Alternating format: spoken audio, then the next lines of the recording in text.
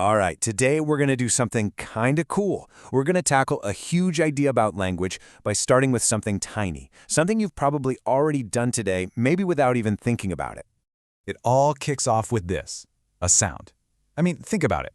It's one of the most universal sounds we humans make. You can go anywhere on the planet, and people will know what this means. It's joy, it's humor, it's connection, right? Yeah, at its core, that's all it is, just a noise. But hold on, it's more than that. It's also something we do, an action. It's physical. It involves your mouth, your breath. So you've got a sound and an action, all bundled into one. So that brings us to the big question, right? What is it about the word laugh that makes it so essential? Why is it more than just a sound or an action? Well, that's exactly what we're going to unpack. Let's get into it.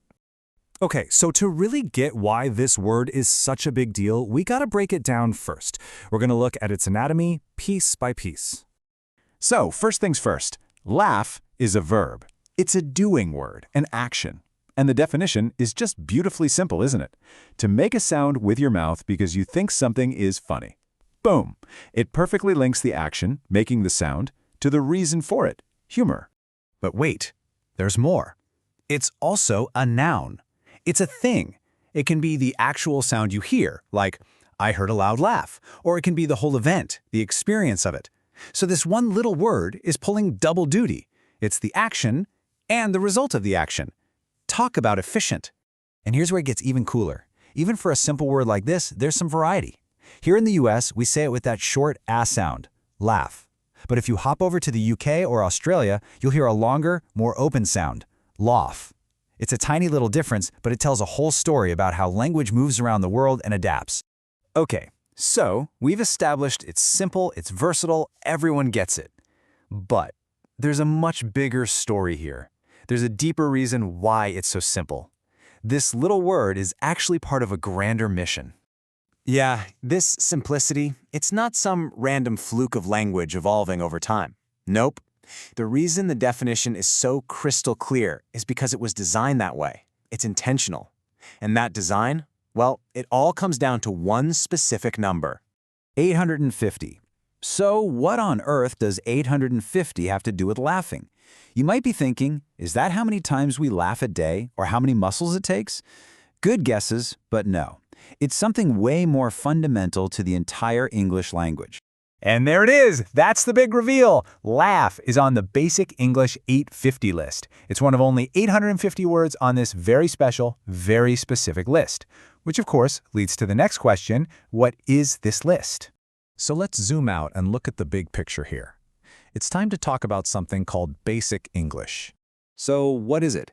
Well, Basic English is basically a simplified version of the language. Someone actually sat down and stripped English down to its absolute bare bones, just 850 essential words. And the idea was that these 850 words would be powerful enough to talk about pretty much any everyday thing you can think of. And this really gets to the heart of its mission. The whole point wasn't to dumb English down, not at all.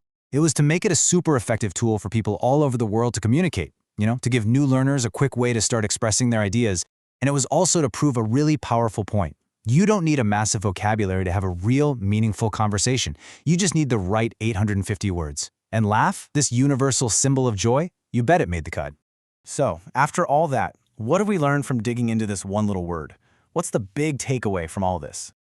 Well, I think the story of laugh and this 850-word list really shows us something important. Power in language isn't always about using big, complicated words. A lot of the time, it's about clarity. It's about mastering the core essentials. When you focus on those basic building blocks, you can build bridges between people and ideas way more effectively. And that kind of leaves us with a question to chew on, doesn't it? If this system exists, if you can really talk about almost anything with just 850 words, what does that say about how we communicate every day? I mean, think about it. Take the most complicated thing you can imagine. How would you even start to explain it using only the simplest, most essential words?